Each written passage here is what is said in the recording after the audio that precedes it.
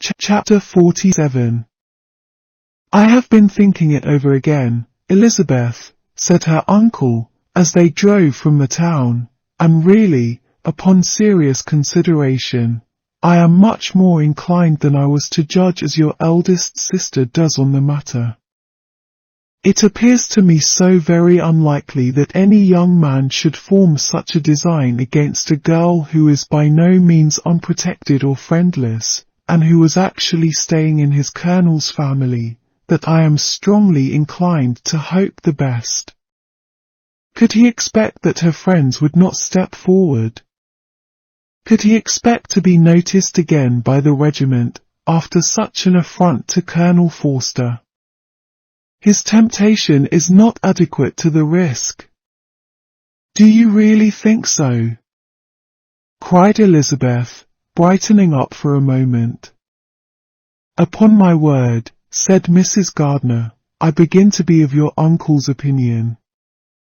It is really too great a violation of decency, honour, and interest, for him to be guilty of. I cannot think so very ill of Wickham. Can you yourself, Lizzie, so wholly give him up, as to believe him capable of it? Not, perhaps, of neglecting his own interest, but of every other neglect I can believe him capable. If, indeed, it should be so. But I dare not hope it. Why should they not go on to Scotland if that had been the case? In the first place, replied Mr. Gardiner, there is no absolute proof that they are not gone to Scotland. Oh! But their removing from the chaise into a hackney coach is such a presumption. And, besides, no traces of them were to be found on the Barnet road. Well, then, supposing them to be in London. They may be there, though for the purpose of concealment, for no more exceptional purpose. It is not likely that money should be very abundant on either side, and it might strike them that they could be more economically, though less expeditiously, married in London than in Scotland. But why all this secrecy? Why any fear of detection? Why must their marriage be private?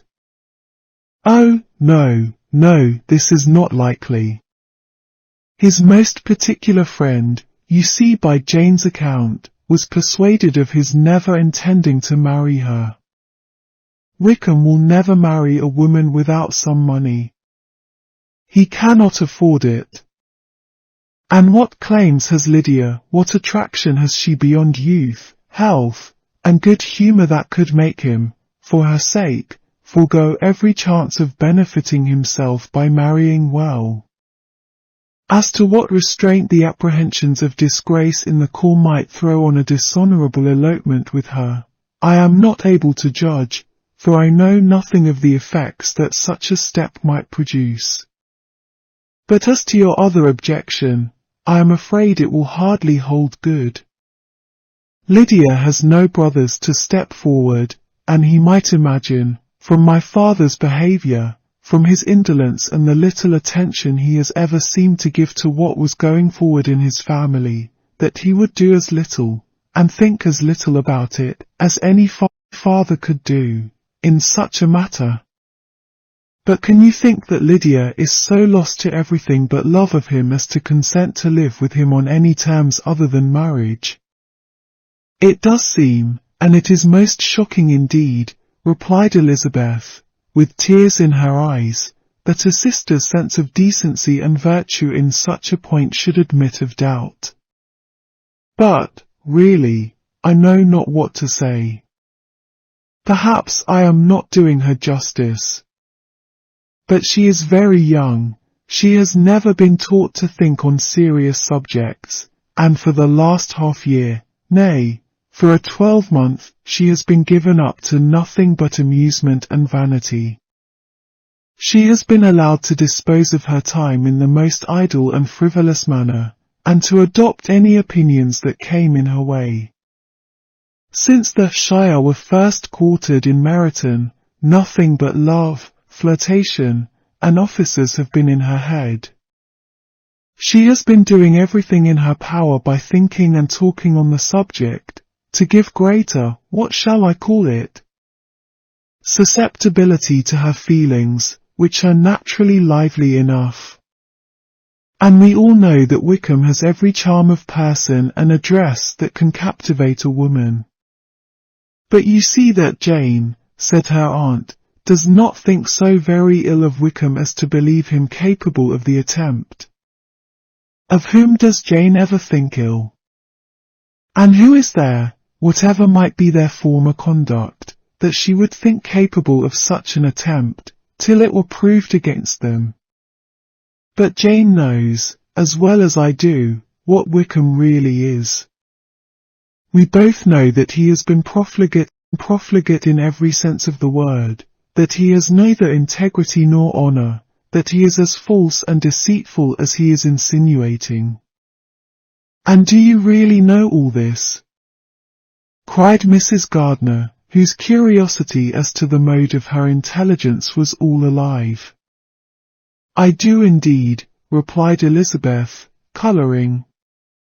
I told you, the other day, of his infamous behaviour to Mr. Darcy, and you yourself, when last at Longbourn, heard in what manner he spoke of the man who had behaved with such forbearance and liberality towards him.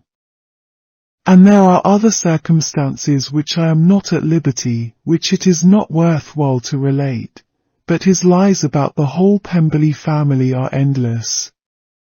From what he said of Miss Darcy I was thoroughly prepared to see a proud, reserved, disagreeable girl. Yet he knew to the contrary himself. He must know that she was as amiable and unpretending as we have found her. But does Lydia know nothing of this? Can she be ignorant of what you and Jane seem so well to understand? Oh, yes, that is the worst of all. Till I was in Kent, and saw so much both of Mr. Darcy and his relation Colonel Fitzwilliam, I was ignorant of the truth myself. And when I returned home, the Shire was to leave Meryton in a week or fortnight's time. As that was the case, neither Jane, to whom I related the whole, nor I, thought it necessary to make our knowledge public, for of what use could it apparently be to any one, that the good opinion which all the neighbourhood had of him should then be overthrown? And even when it was settled that Lydia should go with Mrs. Forster, the necessity of opening her eyes to his character never occurred to me. That she could be in any danger from the deception never entered my head. That such a consequence as this could ensue, you may easily believe, was far enough from my thoughts. When they all removed to Brighton, therefore, you had no reason, I suppose, to believe them fond of each other. Not the slightest. I can remember no symptom of affection on either side, and had anything of the kind been perceptible, you must be aware that ours is not a family on which it could be thrown away. When first he entered the corps, she was ready enough to admire him, but so we all were. Every girl in or near Meryton was out of her senses about him for the first 2 months, but he never distinguished her by any particular attention, and, consequently, after a moderate period of extravagant and wild admiration, her fancy for him gave way, and others of the regiment, who treated her with more distinction, again became her favourites. It may be easily believed that however little of novelty could be added to their fears, hopes, and conjectures, on this interesting subject, by its repeated discussion, no other could detain them from it long, during the whole of the journey. From Elizabeth's thoughts it was never absent. Fixed there by the keenest of all anguish, self-reproach, she could find no interval of ease or forgetfulness. They travelled as expeditiously as possible, and, sleeping one night on the road, reached Longbourn by dinner time the next day. It was a comfort to Elizabeth to consider that Jane could not have been wearied by long expectations.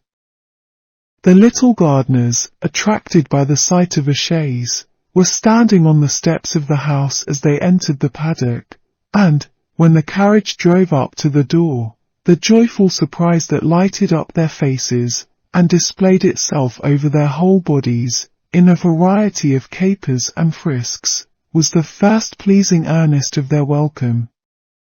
Elizabeth jumped out, and, after giving each of them a hasty kiss, hurried into the vestibule, where Jane, who came running down from her mother's apartment, immediately met her.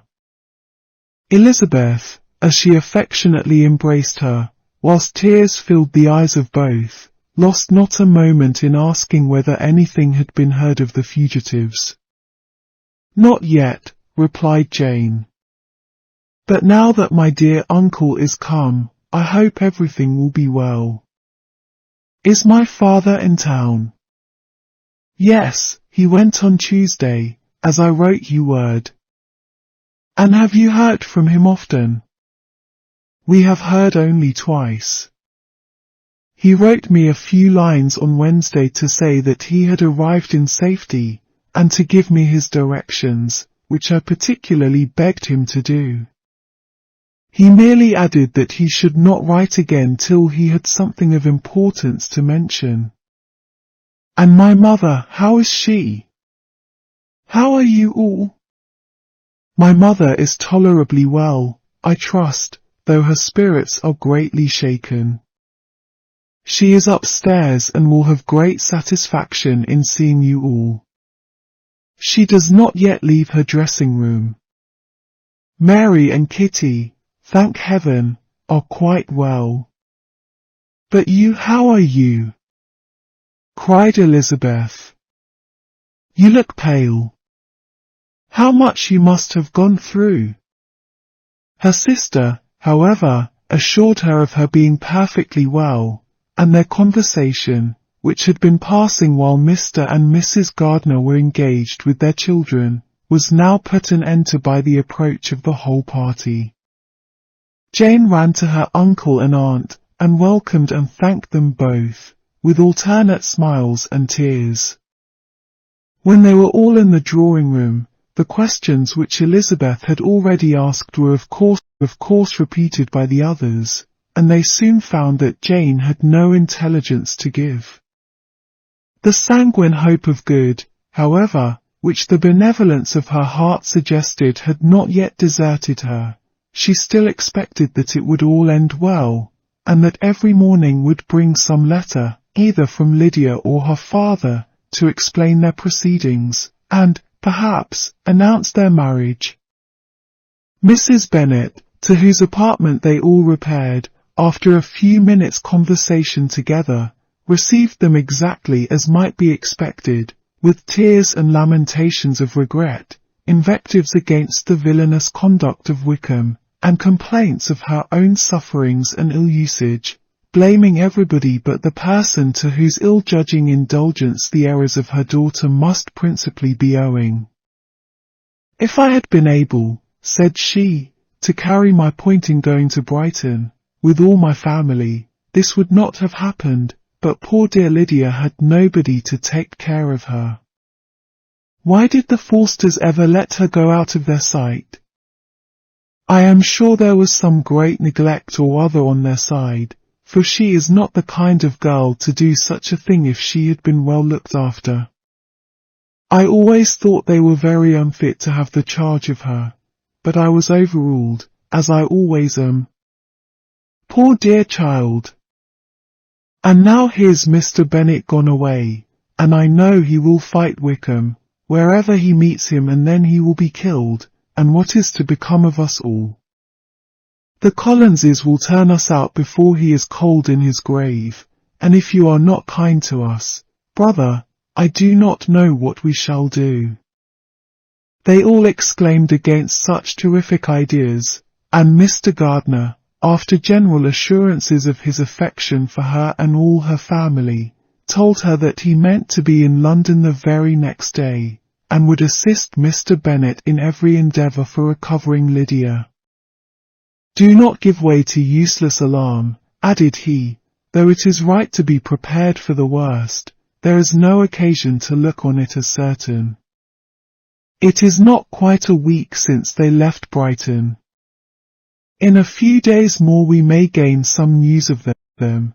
Until we know that they are not married, and have no design of marrying, do not let us give the matter over as lost. As soon as I get to town I shall go to my brother, and make him come home with me to Gracechurch Street, and then we may consult together as to what is to be done."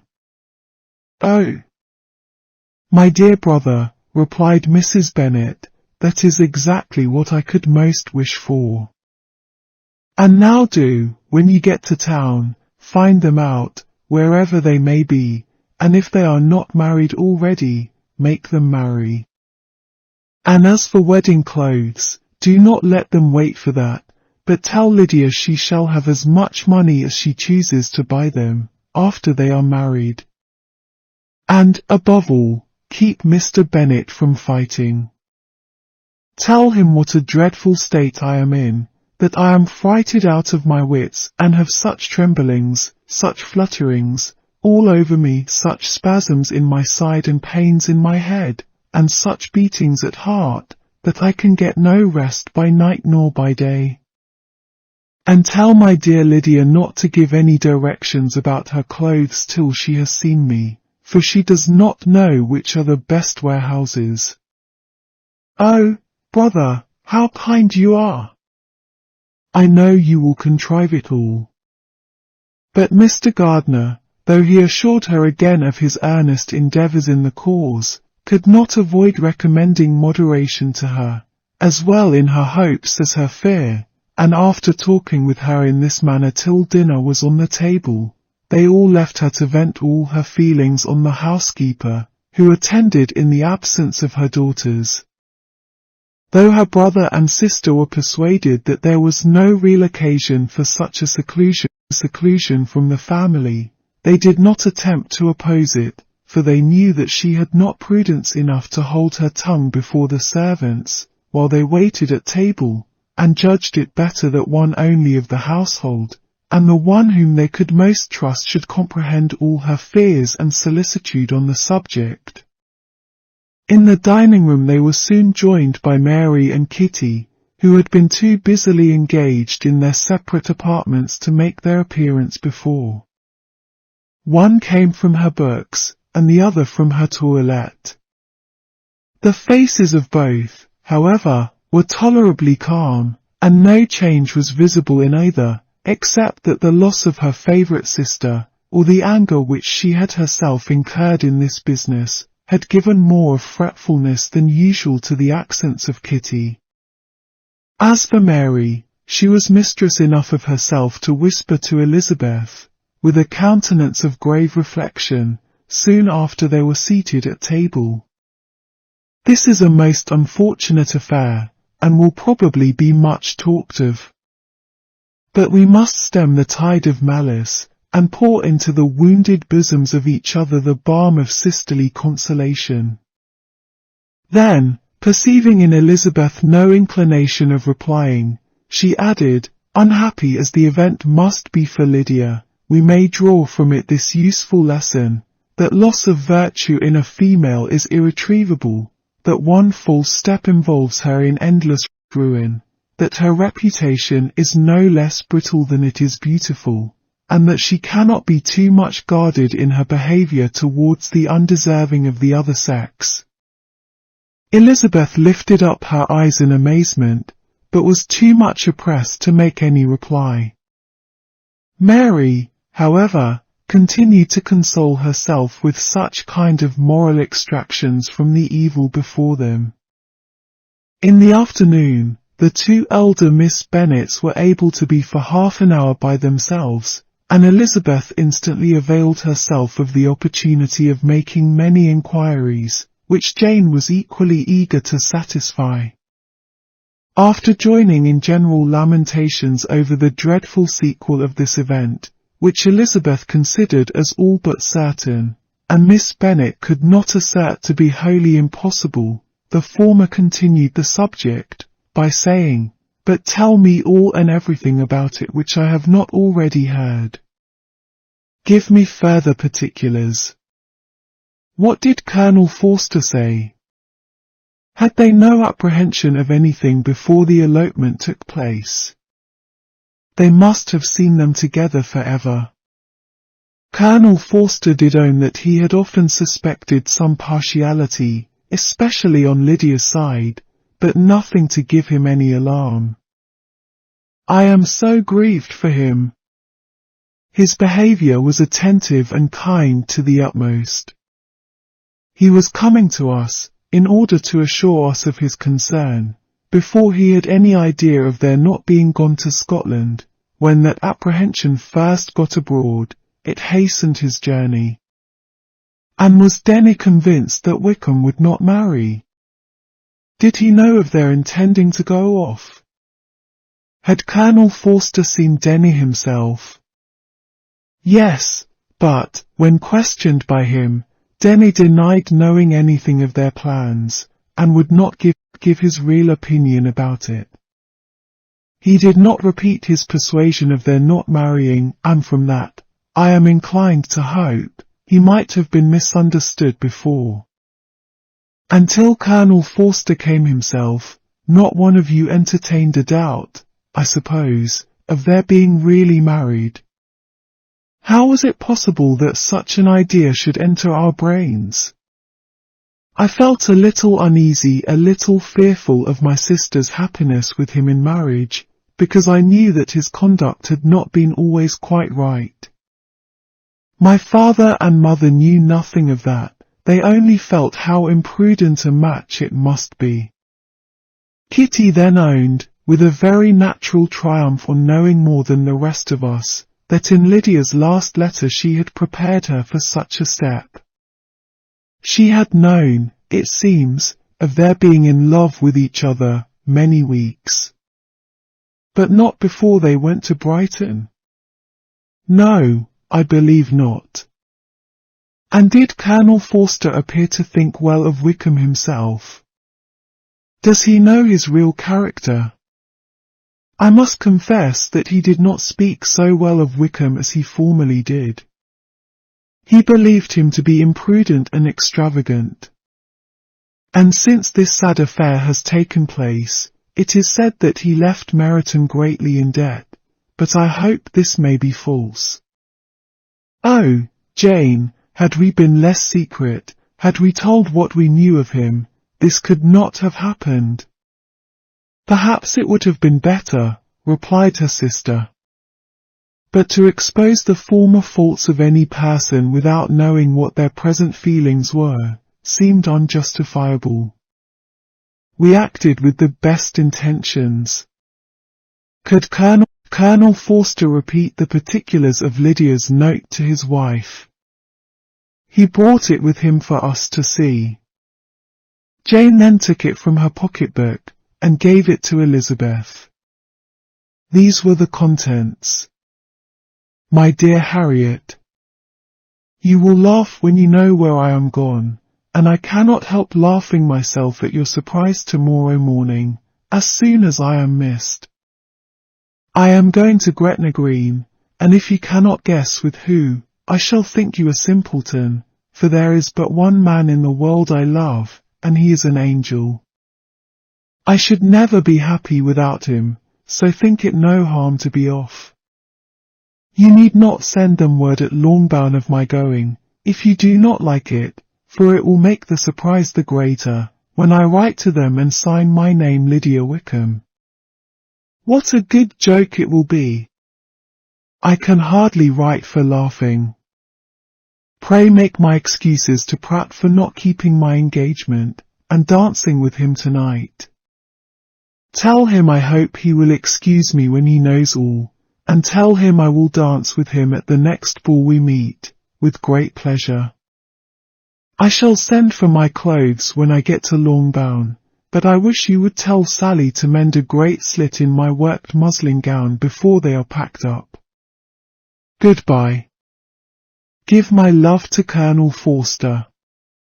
I hope you will drink to our good journey.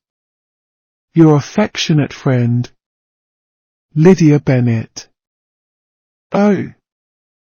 Thoughtless, thoughtless Lydia! Cried Elizabeth when she had finished it. What a letter is this, to be written at such a moment! But at least it shows that she was serious on the subject of their journey. Whatever he might afterwards persuade her to, it was not on her side a scheme of infamy. My poor father! How he must have felt it! I never saw anyone so shocked. He could not speak a word for full 10 minutes. My mother was taken ill immediately, and the whole house in such confusion. Oh! Jane, cried Elizabeth, was there a servant belonging to it who did not know the whole story before the end of the day? I do not know. I hope there was. But to be guarded at such a time is very difficult. My mother was in hysterics, and though I endeavoured to give her every assistance in my power, I am afraid I did not do so much as I might have done. But the horror of what might possibly happen almost took from me my faculties. Your attendance upon her has been too much for you. You do not look well. Oh, that I had been with you! You have had every care and anxiety upon yourself alone. Mary and Kitty have been very kind, and would have shared in every fatigue, I am sure, but I did not think it right for either of them. Kitty is slight and delicate, and Mary studies so much, that her hours of repose should not be broken in on. My Aunt Phillips came to Longbourn on Tuesday, after my father went away, and was so good as to stay till Thursday with me. She was of great use and comfort to us all. And Lady Lucas has been very kind. She walked here on Wednesday morning to condole with us, and offered her services, or any of her daughters, if they should be of use to us. She had better have stayed at home, cried Elizabeth. Perhaps she meant well, but, under such a misfortune as this, one cannot see too little of one's neighbours. Assistance is impossible, condolence insufferable. Let them triumph over us at a distance, and be satisfied. She then proceeded to inquire into the measures which her father had intended to pursue, while in town, for the recovery of his daughter. He meant, I believe, replied Jane, to go to Epsom, the place where they last changed horses, see the postilions and try if anything could be made out from them. His principal object must be to discover the number of the hackney coach which took them from Clapham. It had come with a fare from London, and as he thought that the circumstance of a gentleman and ladies removing from one carriage into another might be remarked, he meant to make inquiries at Clapham. If he could anyhow discover at what house the coachman had before set down his fare, he determined to make inquiries there, and hoped it might not be impossible to find out the stand and number of the coach. I do not know of any other designs that he had formed, but he was in such a hurry to be gone, and his spirits so greatly discomposed, that I had difficulty in finding out even so much as this.